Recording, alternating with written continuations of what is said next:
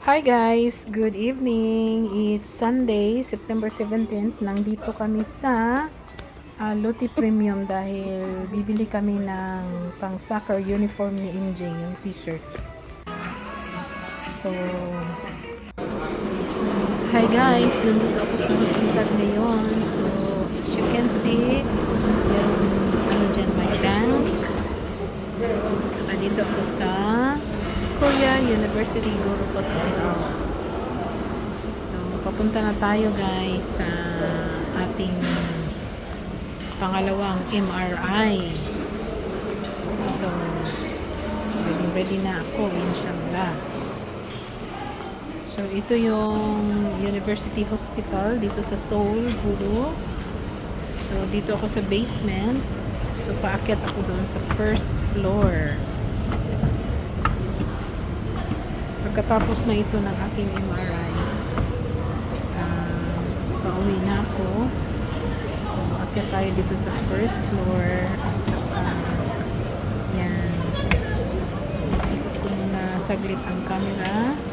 Ito yung yung bubayad muna.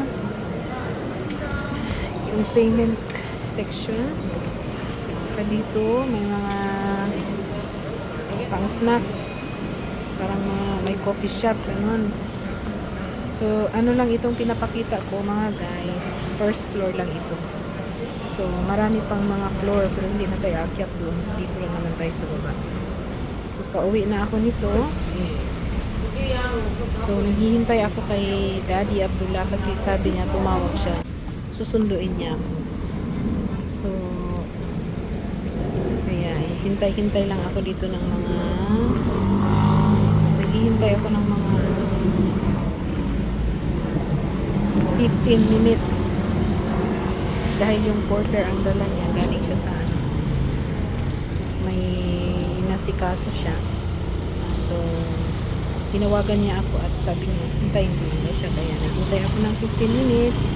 Nag-ikot-ikot muna, ikot-ikot, labas na ng hospital ito, pabalik-balik na lang yung video natin.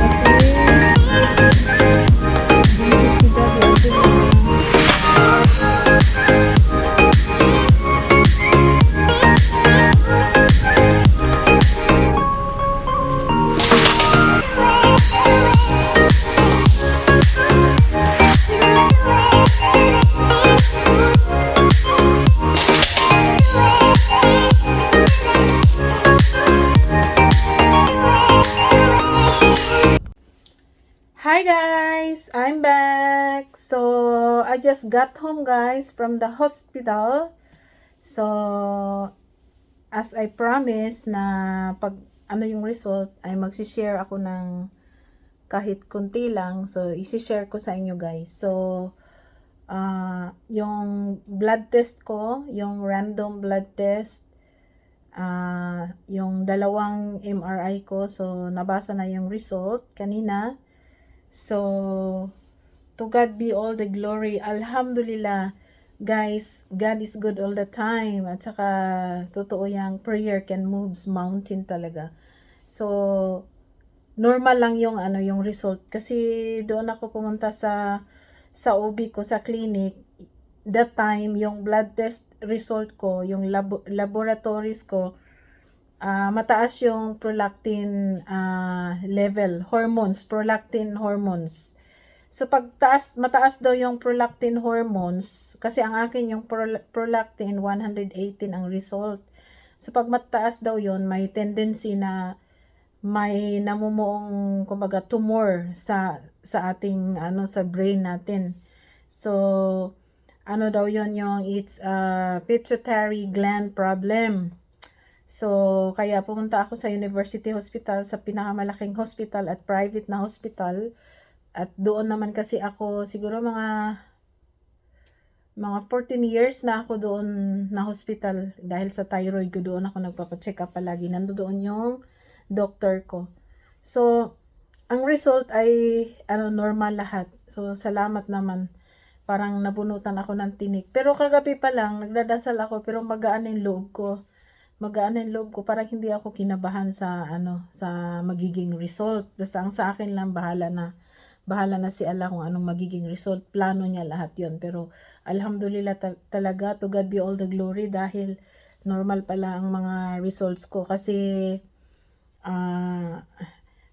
kaya may nagtanong bakit ako 2 beses nag-MRI, kasi yun ang request ng doktor sa akin, kasi para ma-compare nila. So ang 2 result ng MRI the same na na normal. So, kumbaga, negative yung result. So, tayo? No medication at all. So, itong pang sakit ng ulo ko, na ito? Dahil ako'y 8 months to go, ako'y mag-50 years old na. So, ako'y nagdadalaga na. So, alam na natin yan mga mamshis kung anong ibig kong sabihin. Pero hindi naman dapat itago yan, yung mga ganyan na bagay. Kasi, normal naman yan at lahat naman tayo talagang darating dyan. So, sa akin wala akong problema kasi I did all my best sa every stages ng aking life. So, wala akong problema.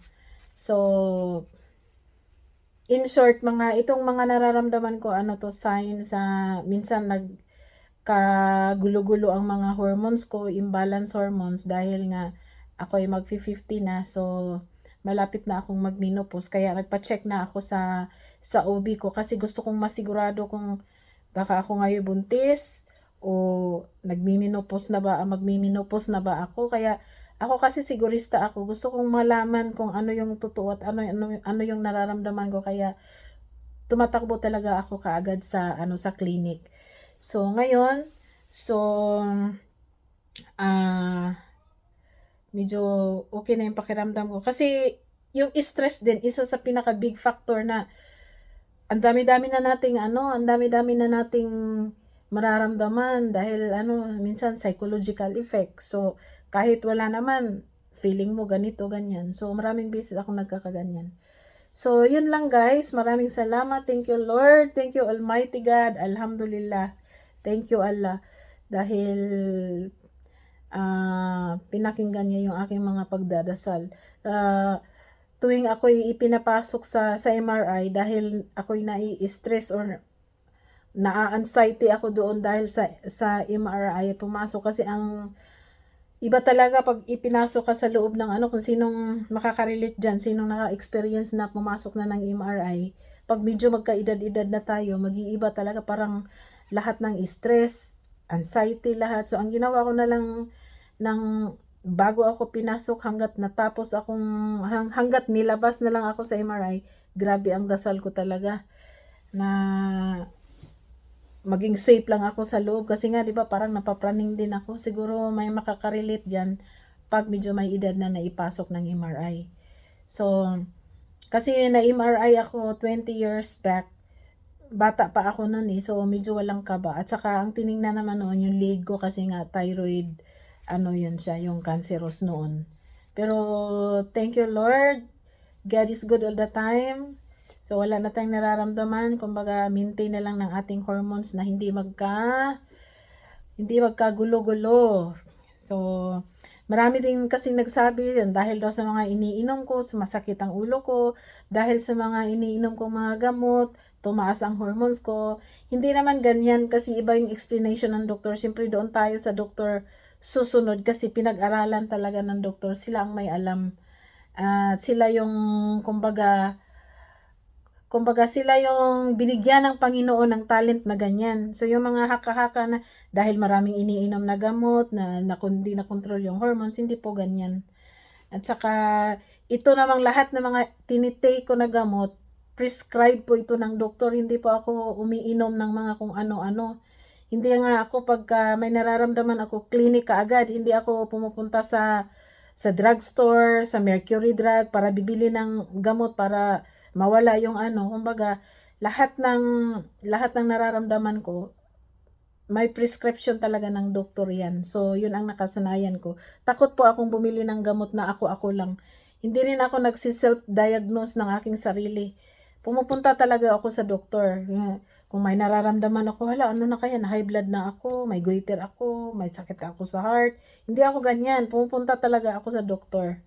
So, yung mga lahat ng mga hinala nyo, yung mga sinasabi nyo sa akin, alam ko naman from the very start, hindi talaga yon totoo. Kasi lahat ng mga iniinom na gamot ko, pinahintulutan po ako ng aking mga doctors. So, hindi yan, dahil sa yun, iniinom mo, dahil sa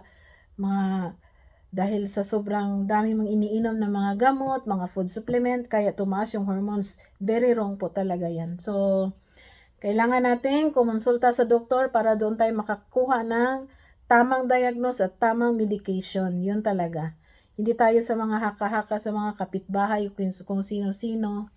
Kasi delikado po yan. So, yun lang guys. Ang balita ko. So, napaka-happy ko. So, hindi pa ako nakabayad kasi humingi ako ng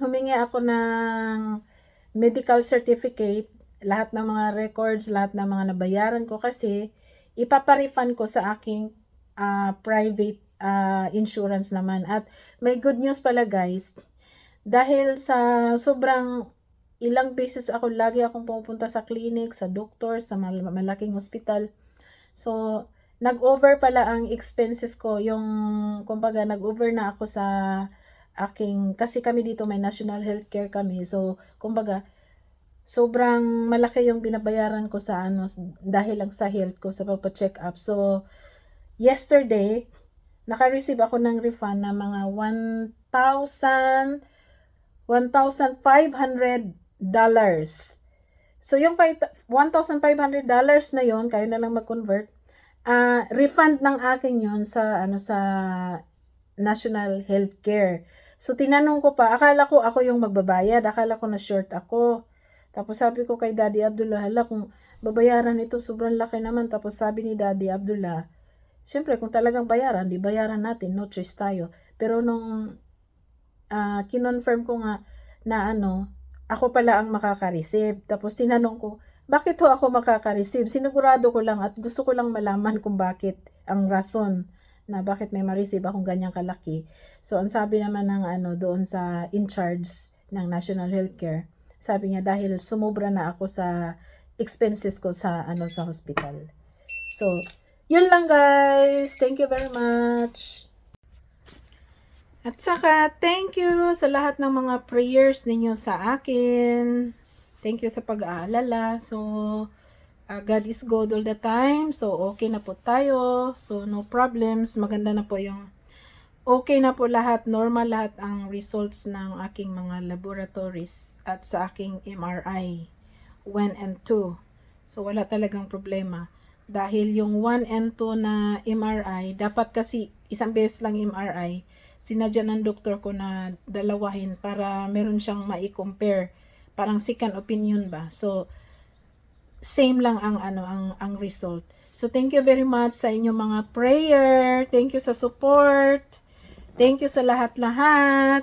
So, God bless everyone.